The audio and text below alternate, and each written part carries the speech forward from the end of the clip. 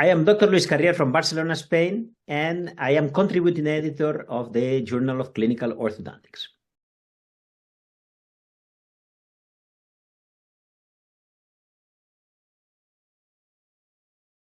Well, you know, my father my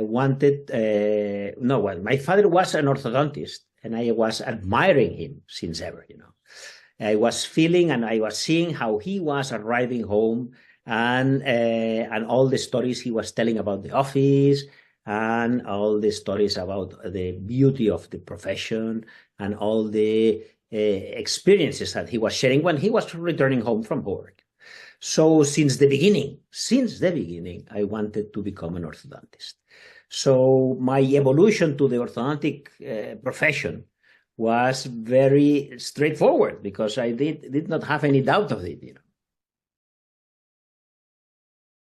Orthodontics is the capacity of sculpturing the face of the patient, highlighting the natural beauty, something so important like the natural beauty. We are able to sculpture it through the management, adequate management of the hard tissues of the patient, of the good position of the tooth, of the good relation in between the bones. So by means of this, we generate a scenario of functional, occlusion, health, periodontal health, and at the same time, we sculpture the face. I am totally addicted to the minor aspects of the beauty of a fantastic profile, the nice curvature of the supramental sculpture, the nice relation of the nose, upper lip, lower lip, and chin. And the orthodontist is the only one professional out there that can really sculpture with natural beauty, just by the management of the hard tissues, a beautiful relation of the face. To society, I think we have been missing the point since a long time regarding to which was the orthodontic profession. And many patients, they think that we are straightening the teeth and we are aligning the teeth and putting the teeth. But we have not been highlighting the elements regarding to the face, regarding to the impact that we can have on the relation between the bones and the relation of the maxilla and the mandible. We are not highlighting which is the improvement that we can do on the airway of the patient. We are not highlighting the capacity that we have to improve the function of the temporomandibular joint, and we have not been sending these messages to the society.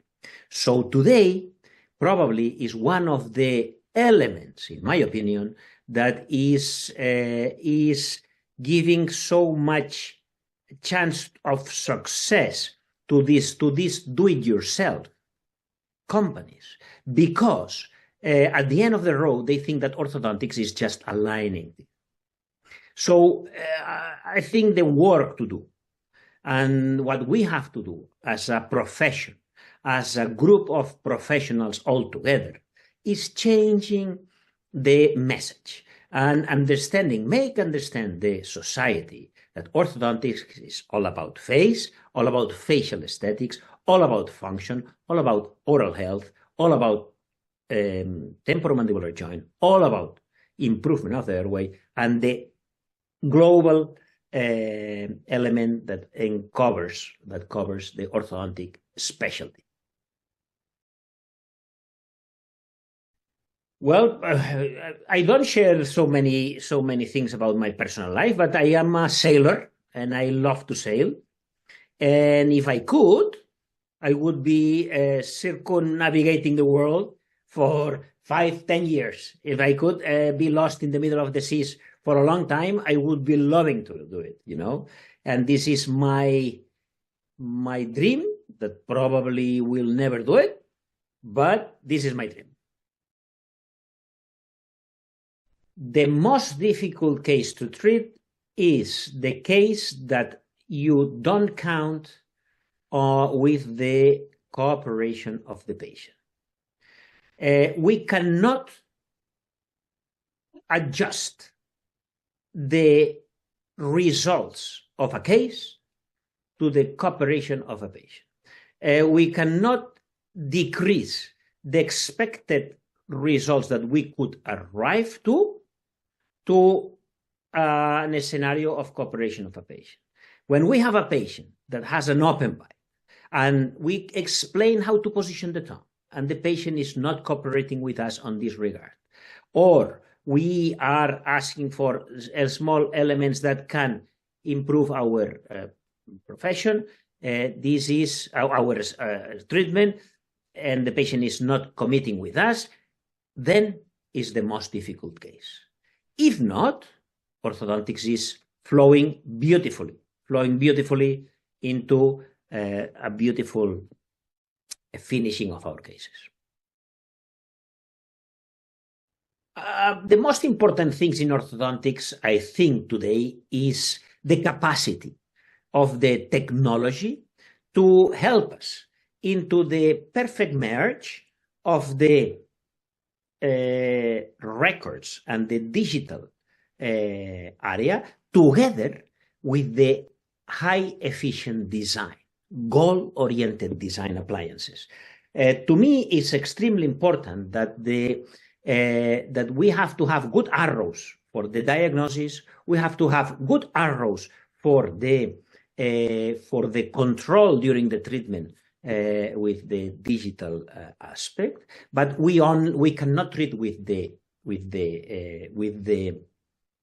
diagnosis. We cannot treat only or with the digital tools. Those are elements that will help us to construct the navigational plan, okay? And then you need to jump efficiently into the treatment. And today, efficiency is everything. Everything. I'll tell you something. That today, using goal-oriented design appliances and the strategies behind to decrease the treatment timing is the element that the patient today is more interested into. And I would like to resume that in something very easy. I have many patients coming into my office asking for aligners.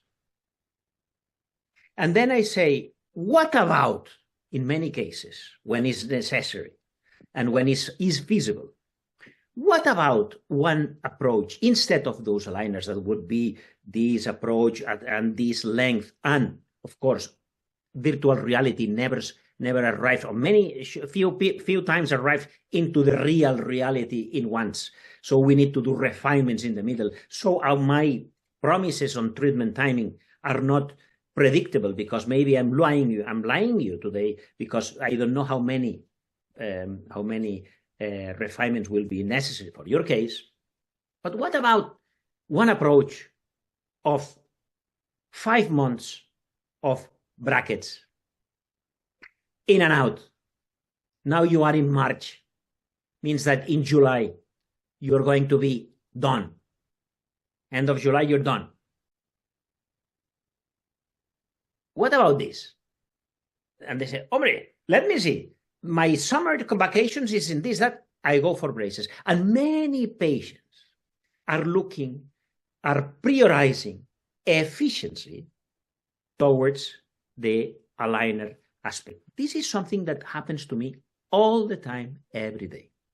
And I'm nothing against the aligners. I use a lot of aligners. But always I give a chance to the patient to have a super efficient target. But how can we do that?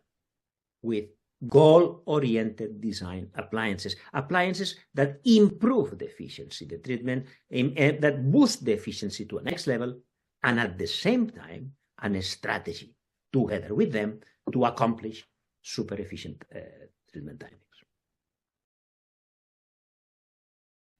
I think in 10 years, we will not have any more blind patients. Today, we are having blind patients everywhere, because nobody in the society knows really what is about orthodontics. But in 10 years, the patients will be pushing us into having a good facial result, pushing us into not losing harmony of the face, pushing us into having a super good occlusion, where they will pushing us into feeling with a comfort temporomandibular speaking, TMJ speaking, and pushing us into having a scenario of perfection. Why? Because they will be trained on what is really covering orthodontics. And why are they going to be there? Because the evolution of this banalization of orthodontics through the do-it-yourself will be pushing them into understanding what is really orthodontics. Well, JCO is a family story, you know. My father has been an editor also on the JCO. He was also starting at a certain time also was starting the JCO of in Spanish as well. That was something that was super successful at the time. And also he was a good friend of Jean Gottlieb, that was Dr. Jean Gottlieb, but that was the founder of Journal of Clinical Orthodontics. So JCO has been in my house, in my childhood, since ever. So I was very honored when I was appointed to be a contributing editor of such a great journal. Probably is the most read journal in the industry. Probably the most read, because we receive many journals, the American Journal, the European Journal, the English Journal, and we select the articles that we want to study on these journals. We normally, every orthodontist selects the article that is interested, and the other ones, you will read them transversally, just to check. But what happens with this JCO? That JCO, when it arrives, you eat it from the beginning to the end. You study it from the beginning to the end, and everything is completely useful. So this is something that is outstanding. This is something that is no wonder. The Journal of Clinical Orthodontics probably is one of the journals, peer-reviewed journals, more difficult to publish in. There are many submissions, many good articles, but at the same time, it's very well selecting the articles that have to be published now. To me is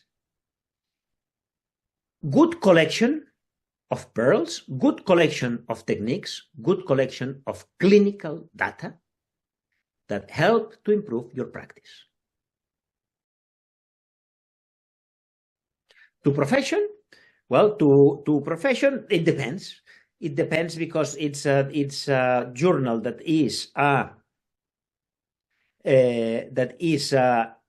has a long tradition of editing the journal for many years.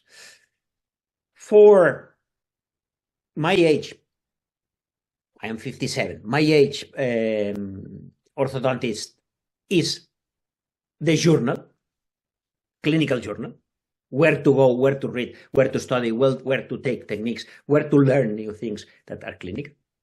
But maybe for the new ones, I don't know exactly where they are. If they are more into one, I don't know what they mean. What this means for them, because I'm not aware too much of what it. You probably will know with the subscribers, no? But I don't really know with the new young residents that are coming how they identify it.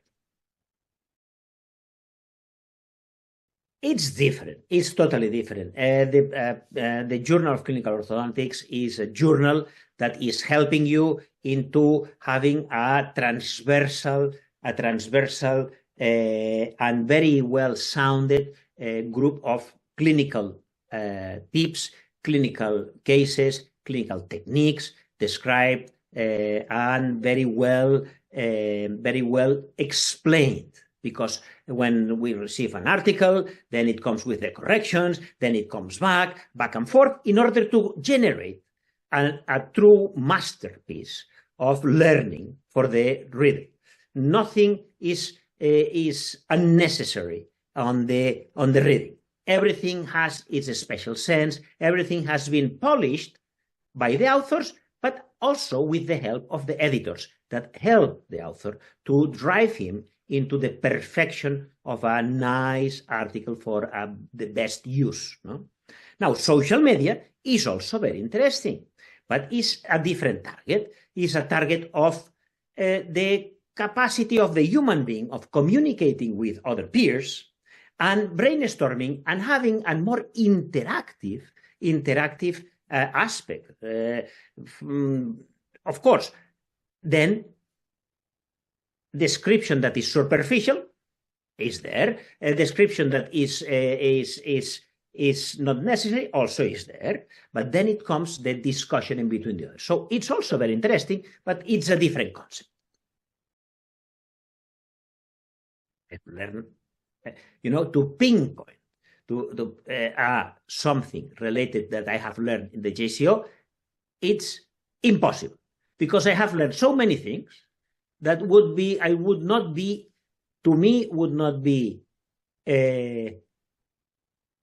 of justice to highlight one, because have been many others that has been so good. So I will let it that something interesting that I have learned in JCO is the JCO. Because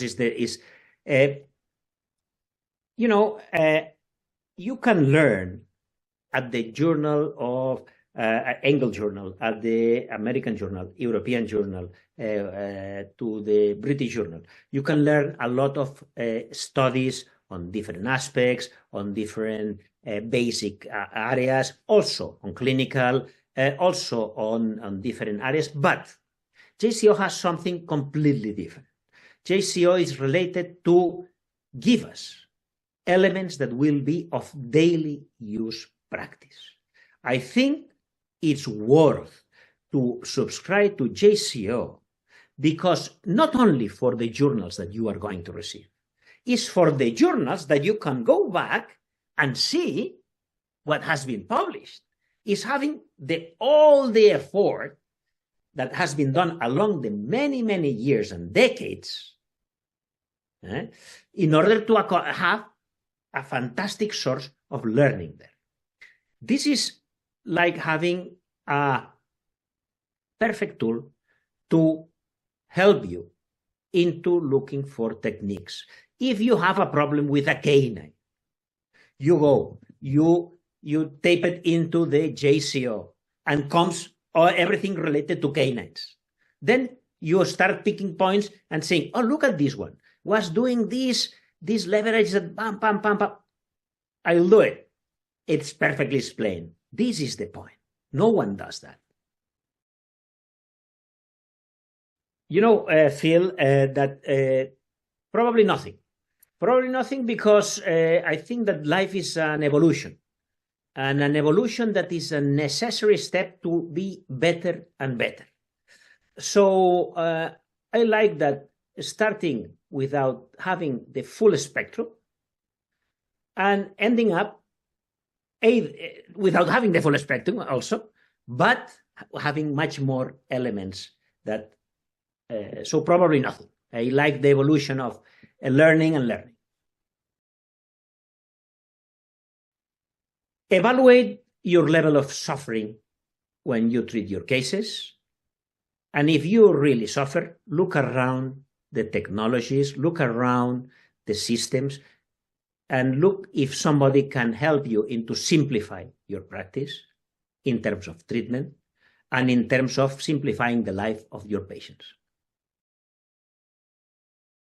For residents, the patient is a human being with a face, with a set of teeth, and you are responsible of the harmony of the face of the patient. You are not a tooth straightener. You are a doctor of facial aesthetics. And this is the element where your diagnosis has to be done, around the face of the patient. That's all. My best clinical pearl? Sagittal first. You know, one thing that is it's a big headache for everyone is to solve the sagittal dimension. To solve it in traditional orthodontics, to solve it with aligners. And this is something that is, to me, something very important, because it's where we invest more energy in an orthodontic treatment. And when we lose more time in night sleeping times, when we have a patient that is not controlled under the sagittal dimension. So if we solve and eliminate at the beginning of the treatment the sagittal problem of a patient, we remove from the equation probably the most amount of noise that we can have in this treatment, and we boost the capacity of having a nice result because we have an equation which less difficulty to solve.